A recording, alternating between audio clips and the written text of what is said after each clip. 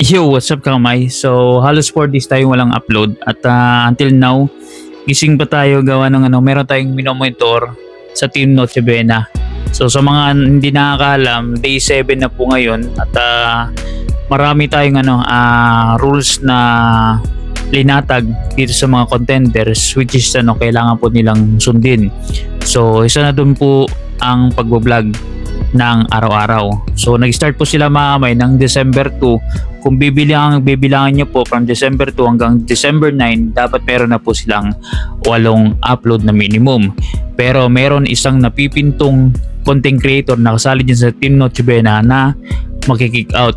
Kaya maya-maya sisilipin po natin kung in siya or out siya. So depende na lang po mamay kasi binigyan po natin ng limit hanggang 11:59 PM ng December 9. Ngayon, pag once na lumampas po siya ng 12:01 ng December 10, automatic po kick out na po siya mamay. So sayang kumbaga. Pero anyways mamay, aside dun sa pag-uusapan natin, mag-update din ako dito kasi hindi lahat is nakakapunta sa live stream natin at the same time nakakapag-replay.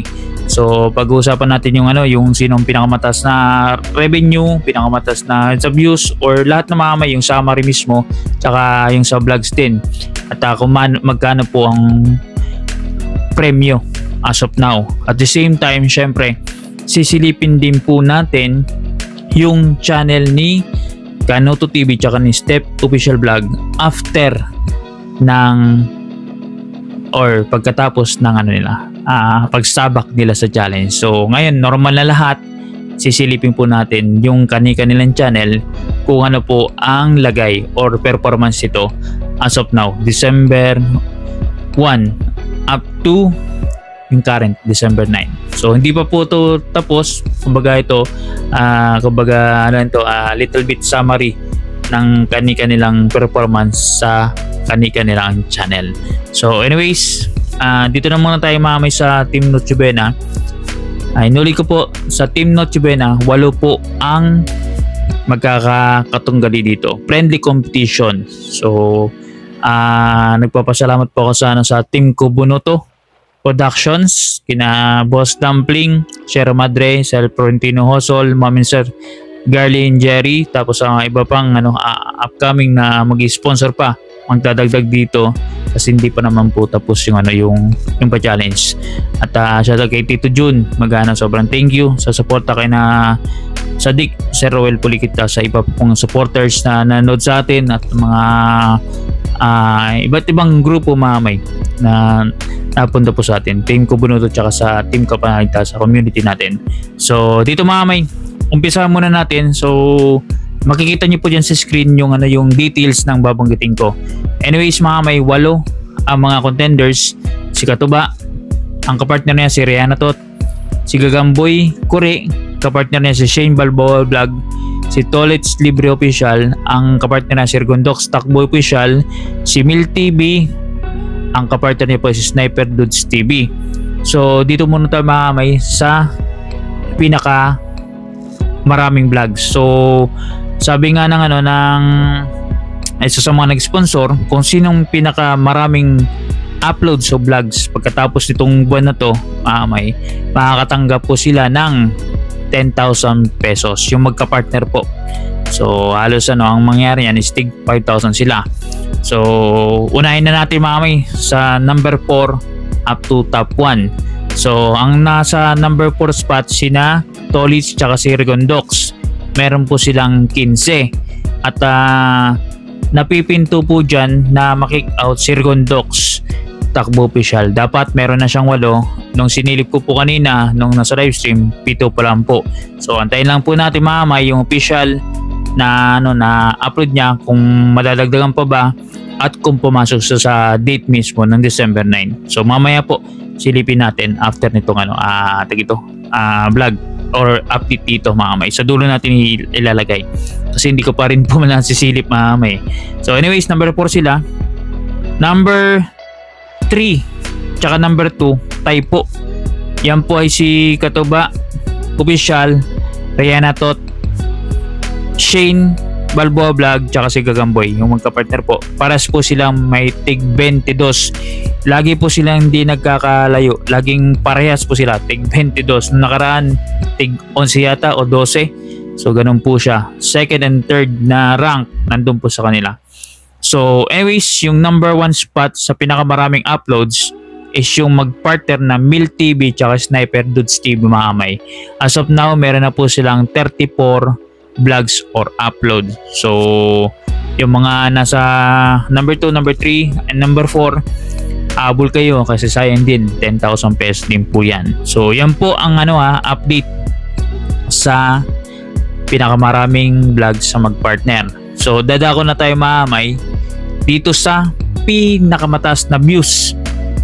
So yun, mga kamay, dito sa views naman, mga kamay, ang mananalo po dito is makakatanggap po ng 20,000 pesos tax free, mga kamay.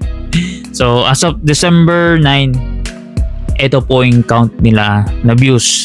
So nabagi ko na po, mga kamay, whole numbers lang pong kukunin ko.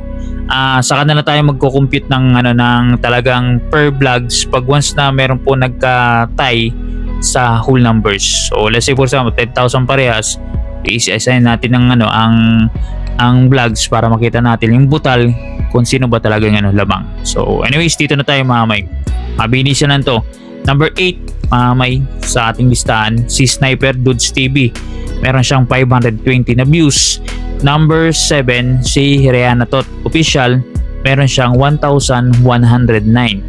Number 6 sa ating listahan, si Mil TV. Meron siyang 1,973 views.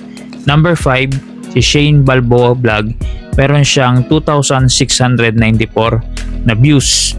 Number 4 spot, si Tolits Libre Official. Meron siyang 9,091 na views. At number 3 spot, mga kamay, si Regondox Takbo Official.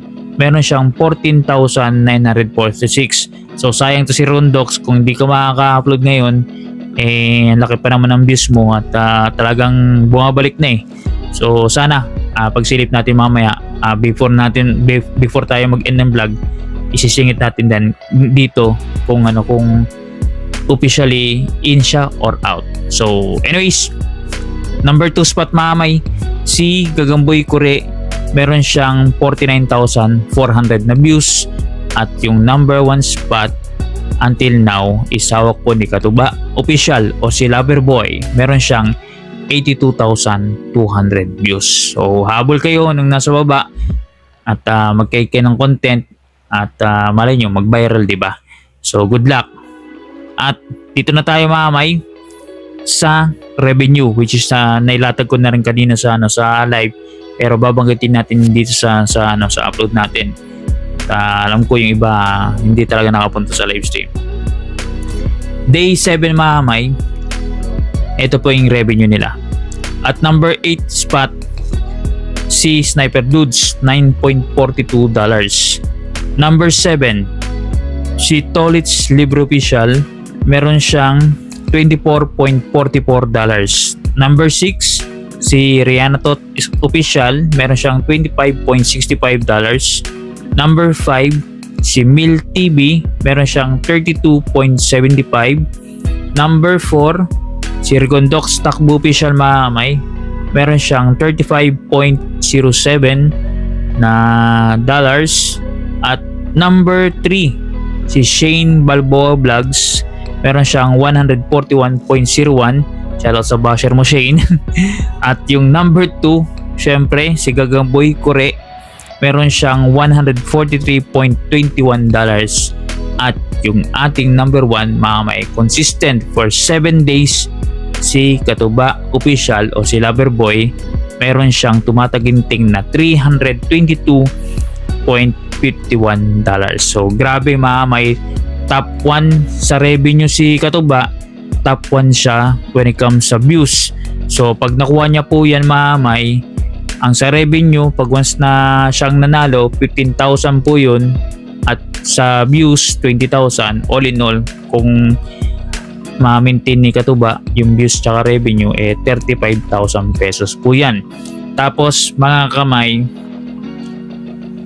ang hindi ko pa babanggitin dito kasi pag malapit na siguro ko sa live stream, meron po tayong twist. Yung isang twist mamay nabanggit ko na pa sa live stream, which is wala pong makikick out sa magpartner.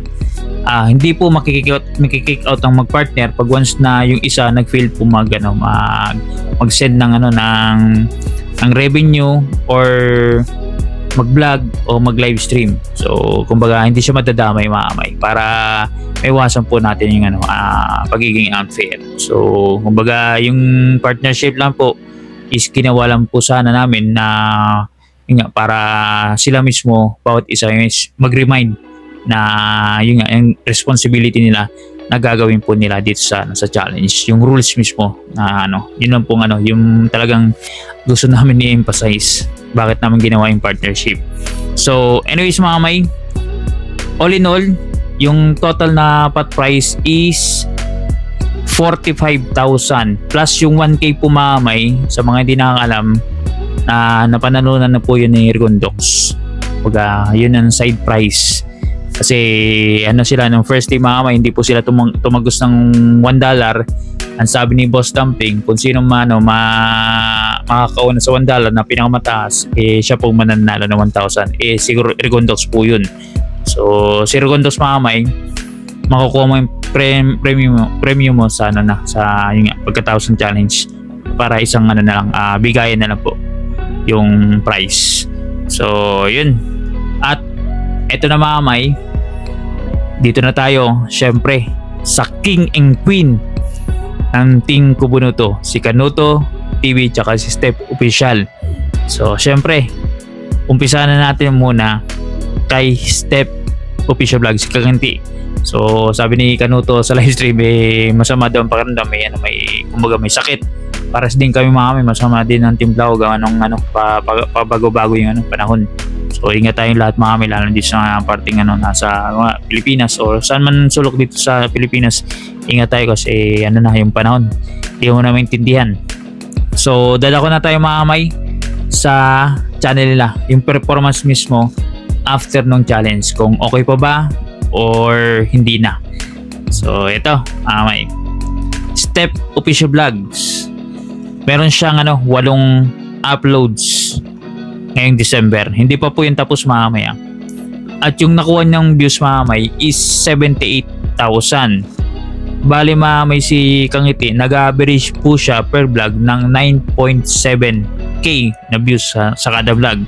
So pag kinonvert po natin yan sa estimated revenue based po sa RPM na dinesign ko po sa kanila, ang estimated revenue ko po kay Kangiti is $234 yung aabutin ng kanyang revenue as of now maamay na December 9. Pag kinonvert po natin yan sa Philippine Peso, which is ang palitan ngayon nasa 59 something, that's 13,829.40 pesos. Ito po maamay sa gross hindi pa po kasali dyan yung mga deductions or additional na income. So yun po ang kay Kangiti. So ngayon mamay, dadako tayo kay Kanuto TV, which is siya po ang champion last month sa Team Tulay at siya rin po ang naka-break ng record ni Kangiti at siya po ang pinaka mataas or may pinakamataas na nakuha na revenue. Na-beat niya pa po si Japper Sniper na nakakuha po si Kanuto ng 13,000 plus mamay na gross revenue. At alam ko mamay based sa history ni Kanuto, first time niya po yan na nakuha na revenue sa buong pag-YouTube niya po, yung 13,000. Pati na rin po pag once na hindi ko rin sa inyo masabi mamay yung actual, pero yun din po ang pinakamalaking revenue ni Kanuto na na-receive niya when it comes sa vlogs. Kung tatanggalin niyo po yung mga super chat kung sa 13,000, tatanggalin po natin yung super chat doon, yun din po ang pinakamalaki niya na revenue when it comes sa vlog. Kaya ang lupit ng suporta na binigay niyo po ng community na binuild ni Kanuto. So dito mamay, after ng challenge ang balita sa channel ni Kanuto. So nasa magandang lagay ba or hindi? So ito na mga kamay. Ngayon si Kanuto mga kamay, Kanuto TV, meron po siyang 28 na vlogs.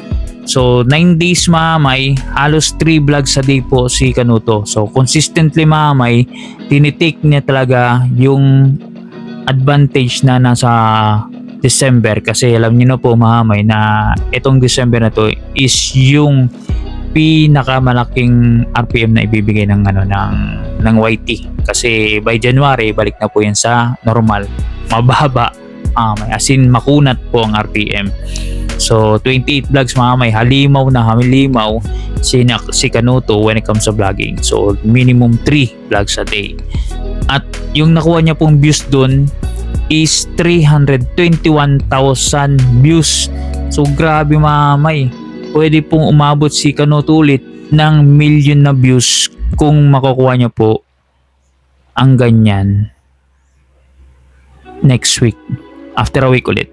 So 300, so 600, mga 1.2 minimum. Grabe si Kanuto po is nag-average po per vlogs ng views na 11.4k na views. Grabe. Times yun naman po mga kamay, 11.4 times 30. So nasa 300,000, 3 vlogs a day, nasa 1 million nga mahigit ang makukuha niya na views. Grabe mga kamay, sipag talaga. At pag kinonvert po natin yan mga kamay sa estimated revenue based po sa dinesign ko na RPM kay Kanuto, papalo po siya ng $1,123.50 mga kamay. Naulit ko, $1,123.50 mga kamay. Yan po ang revenue na estimated natin when it comes sa vlogs. Wala po dyan yung pakulay. May pure vlogs po yan na estimated natin na revenue na makakuha ni Kanuto. So pag tinonvert natin yan mga kamay sa Philippine Peso, ang gross po niyan is 66,398.85 pesos. Grabe mga kamay. So ibig sabihin mga kamay, potential na maka-earn si Kanuto ng 6 digit at the end of this month. So kumbaga halos pa lang December 9, pero ang update and 7 days, 7 times 4 mga kamay, pwedeng makakuha si Kanuto ng 200,000 na estimated revenue pag consistent na ganyan 3 vlogs a day, 11,000 na 11.4 na average views, pwede na mga 200k mga kamay na gross sa kanyang revenue. Pure vlogs po yan mga kamay, wala pa po yan dyan pakulay, kasi talagang sa mga supporter mga kamay, talagang humupa na po yung super chatter, wala na. Pero yung support sa bis mga kamay, nandun, talagang kargado po mga kamay, talagang solid na solid yung panonood ng mga vlogs mga supporter sa content ni Kanuto as of now. So yun po mga kamay, at least nabigyan ko kayo ng parang report ba or performance ng channel ni Kanuto tsaka ni Kangiti as of now. Yung kay Kangiti mga kamay, naglaylo kasi siya mga kamay, pero decent na po yan na revenue, kasi hindi pa naman po natatapos. Ang tansya ko ngayon mga kamay, baka maka $1,000 din yan si Kangiti at the end of this challenge, pag once na nagtuloy-tuloy din siya sa pag-vlog mga kamay. So yun, eto na mga kamay, bago tayo magtapos, sisilipin na natin yung kay Hirgondox Takbo Official, kung in ba siya or out, bago natin tapusin nating vlog. Isilipin ko lang mga kamay, kasi kailangan natin i-implement ang rules. Rules is rules. Kick out ka ba o hindi? Dapat may 8 na, at kung pasok siya sa oras. Itong reference ko mga kamay, 1, 2, 3, 4, 5, 6, 7, 8 mga kamay. So pasok siya sa bilang mga kamay na minimum 8. Ang tanong, yung oras. Eto, 50 minutes ago. So mga kamay, ang oras ngayon is 12 31. So less natin 50 minutes mga kamay. Ibig sabihin nakapag-upload si Rigondox ng 11:40. Tama ba? Halos 11:40 PM. Or sabihin natin 11:50. So ibig sabihin mga kamay, officially na pasok pa po si Rigondox takbo official dito sa Team Noche Buena. Hindi pa po siya kick out. Kaya munti ka na talaga mga kamay. Siya pa naman naglathala dun sa vlog niya na natutuwa siya na merong pa-contest na ganito at pwede magkaroon ng earnings ng 6 digit. Totoo man po yun mga kamay, kasi yung pot price tapos yung revenue na makakuha nila, pwede sila maka-earn ng 6 digit dito sa pa-challenge ng Team Kubunoto Productions. Again, sobrang thank you kay Boss Dumpling, Sierra Madre, Sir Corinthio Hosol, kay Mom and Sir Garden Jerry, at sa mga iba pa pong sumusuporta sa Team Kubunoto, at kina Sadik, Royal Pulikit, kina Tito Jun, kita rin sa lahat mga kamay na napunta sa atin. Sobrang thank you po sa lahat-lahat ng kapanalig, sa lahat ng mga tropa natin dyan at mga viewers. Sobrang thank you po sa inyo lahat. Yan po muna sa ngayon, and kita-kits tayo sa next vlog mga kamay.